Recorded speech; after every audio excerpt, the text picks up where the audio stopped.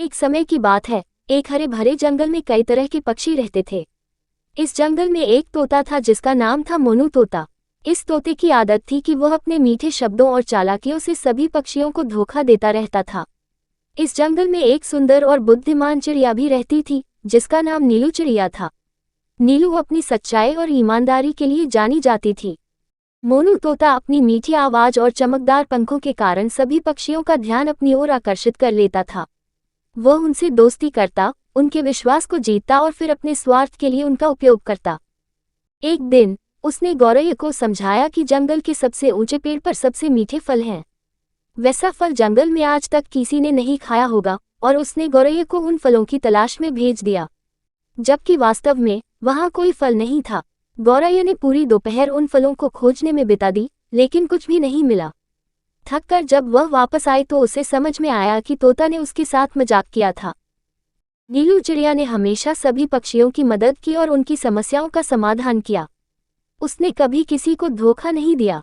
उसके कारण सभी पक्षी उसे बहुत मानते थे और उसकी सलाह पर चलते थे। एक दिन नीलू ने देखा कि गौरैया उदास बैठी है। उसने गौरैया से उसकी उदासी का कारण पूछा। गौरैया ने उसे धोखेबाज तोते की चालाकी के बारे में बताया। नीलू चिड़िया ने यह सुना और सोचा कि यह सही समय है कि मोनू तोते को उसकी गलतियों का एहसास कराया जाए। उसने एक योजना बनाई। नीलू ने जंगल के सभी पक्षियों को बुलाया और सबको समझाया कि उन्हें मोनू तोते से सावधान रहना चाहिए। उसने सभी पक्षियों को ये भी बताया कि कैसे तोते की चालाकियों से निपटा जा सकता है। नीलू की सलाह मानते हुए सभी पक्षियों ने तय किया कि वे मोनू तोते की बातों पर विश्वास नहीं करेंगे। एक दिन तोता नीलू के पास आया और उसे बताया कि जंगल के एक कोने में एक बड़ा खजाना छिपा है। नीलू ने उसकी बात सुनकर उसे बहुत ध्यान से सुना और फिर मुस्कुराते हुए कहा, सच में? तो चलो, तुम और मैं मिलकर उस खजाने को निकालते हैं। मोनू तोता पहले थोड़ा हिचकिचाया, क्योंकि वह नीलू की बुद्धिमानी को जानता था। लेकिन फिर उसने सोचा कि नीलू को धोखा देना एक चुनौती होगी और वह इस चुनौती को स्वीकार करने के लिए तैयार हो गया। वे दोनों जंगल के कोने की ओर चल पड़े। जब वे उस जगह पहुंचे तो नीलू ने देखा कि वहां कोई खजाना नहीं है। उसने तोते से कहा, यहाँ तो कुछ भी नहीं है। लगता है तुमने फिर से झूठ बोला है। मोनू तोता ने हंसते हुए कहा, तुम भी बाकी सभी की तरह बेवकूफ हो। मैंने तुम्हें भी धोखा दे दिया। नीलू ने शांतिपूर्ण ढंग से जवाब दिया, तोते, तुम्हारी चालाकियों का अंत आ गया है।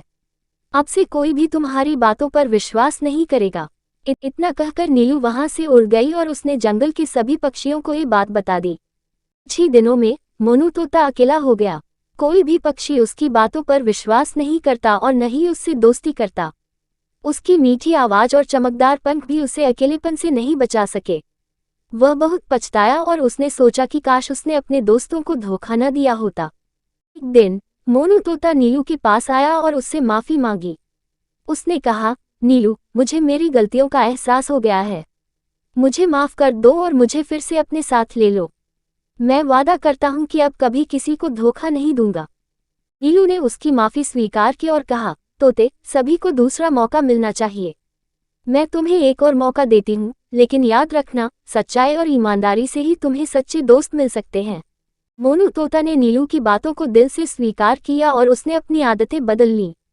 उसने सभी पक्षियों से माफी मांगी और वादा किया कि वह अब से हमेशा सच्चाई और ईमानदारी से काम करेगा।